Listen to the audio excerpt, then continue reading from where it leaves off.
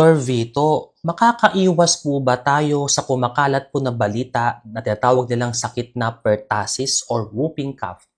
Sa Tagalog po is ubong dalahit. Ano po ba ang pakiramdam ng gantong may ubo? Pakinggan niyo po ang sound na 'to. There we go.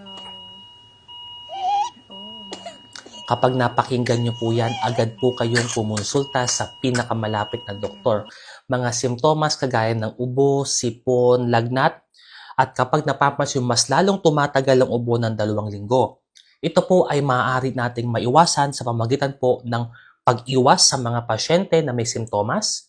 Pangalawa po is makumpleto po natin ang mga bakuna sa mga bata at mabigyan po kayo ng booster shot kung kayo po ay edad na 1-year-old, 4 to 6 years old, and 9 to 18 years old. At particular din po sa mga nagbubuntis na mga babae kapag ang inyong pinagbubuntis is around 27 to 36 weeks of